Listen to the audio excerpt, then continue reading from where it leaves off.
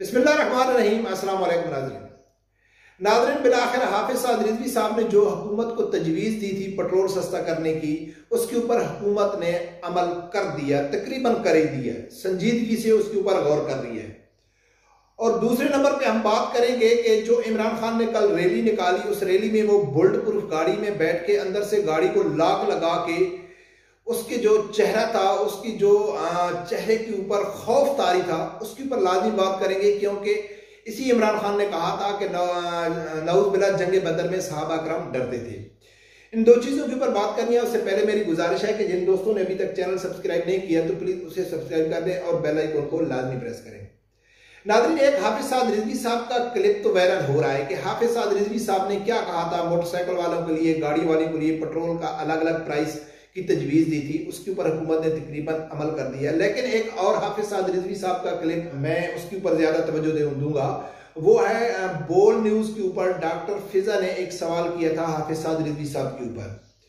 मैं उस टाइम भी वीडियो बनाई थी कि बोल न्यूज का जो इंटरव्यू था ना हाफिज साद रिजवी साहब के साथ, उसके पीछे कुछ और मकासद भी थे, क्योंकि बोल न्यूज इस टाइम टोटली पीटीआई को सपोर्ट कर रहा है। उसके ऊपर भी बात करेंगे।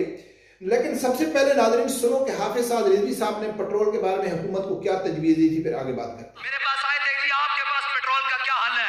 मैंने कहा मेरे पास पेट्रोल का हल यह है कि हर मोटरसाइकिल वाले के लिए पेट्रोल 200 रुपए लीटर कर दिया जाए।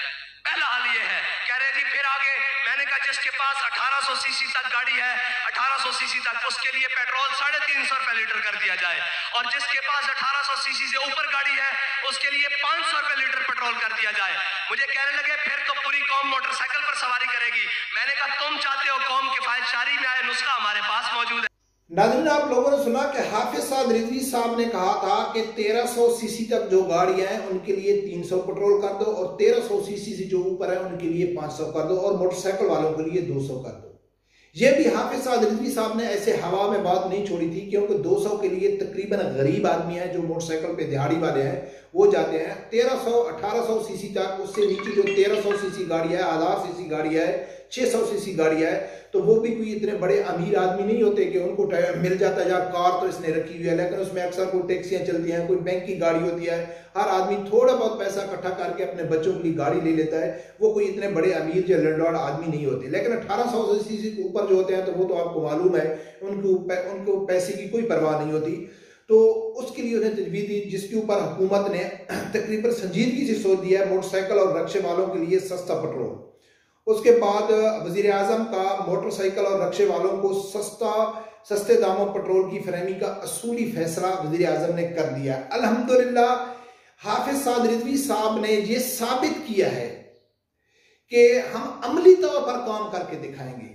जो इमरान खान और इस पीडीएम के पास बड़े बड़े एक्सपर्ट थे ना मैशत के, इसहाक डार हो गया, उसके बाद यानी कि इमरान खान के असद उमर हो गया, उसके बाद यानी कि दूसरा हफीज शेख हो गया, बड़े बड़े जो नाम ये लेके आए थे, शौकत तरीन हो गया।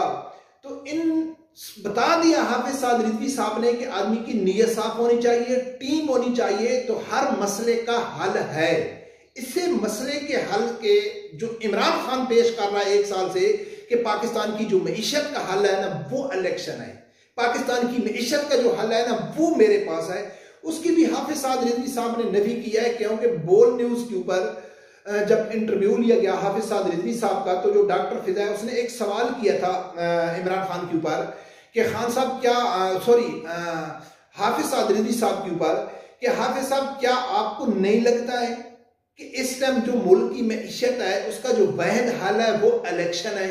ये बड़ा जबरदस्त सवाल किया था उस डॉक्टर फिजा ने। तो हाफिज साद रिजवी साहब ने कहा था कि देखो फिजा, इलेक्शन होने चाहिए, टाइम पे होने चाहिए, लेकिन ये नहीं है कि भाई मईशत का हल इलेक्शन में है। उसका कहा आपके पास टीम होनी चाहिए, आप अमल करें, आप सीरियस तो हो कि पाकिस्तान के जो यानी कि मईशत है उसको कैसे कंट्रोल करनी है।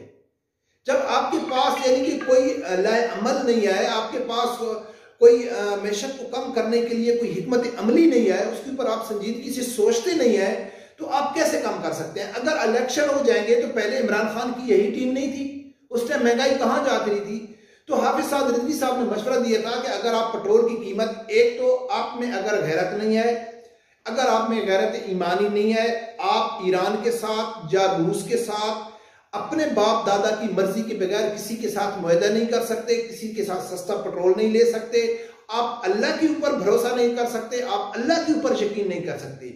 क्योंकि इससे पहले हाफिज साद रिजवी साहब जो अल्लामा खादिम हुसैन रिजवी रहमतुल्लाह अलैह के पास जो अक्सर जो कहते थे ना, वो कहते थे कि अल्लाह की जात आपके लिए यानी कि रिज़्क़ के दरवाजे खोल देगा, लेकिन वो कौन समझते हैं जिनका अल्लाह के ऊपर यकीन होता है।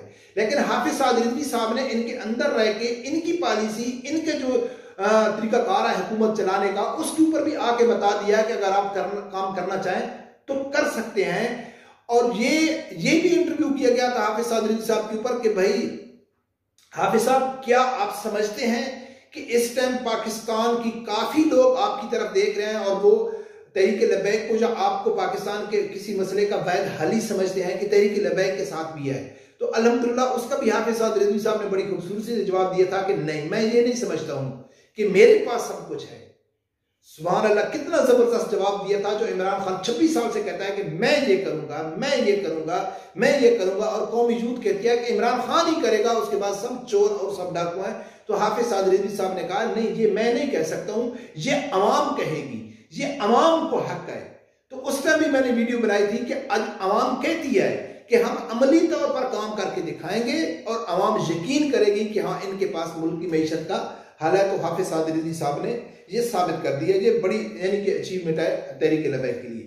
दूसरे नंबर पे नाज़रीन, जो इमरान खान की जो रैली थी, छोटी छोटी गलियों में घूमती हुई हाफिज साद रिजवी साहब ने, मैंने कल जो लास्ट वीडियो बनाई थी उसमें मैंने कहा था कि ये भी तहरीक लब्बैक की कामयाबी है, क्योंकि इमरान खान को एक मशरूत इजाजत दी गई थी कि आपने इस रास्ते में जाना है, ना आपने एस्टेब्लिशमेंट के खिलाफ बात करनी है, ना आपने अदलिया के खिलाफ बात करनी है, आपने कोई ऐसी तकरीर नहीं करनी है जिससे नफरत फैले। उसके ऊपर इमरान खान ने कहा था कि मैं अमल करूंगा, और उसके ऊपर उसने अमल किया। यानी कि आप नाच गाना करो, आप डांस करके जाओ, आप नाच गाना करके जाओ, आप बेगैरती फिरो।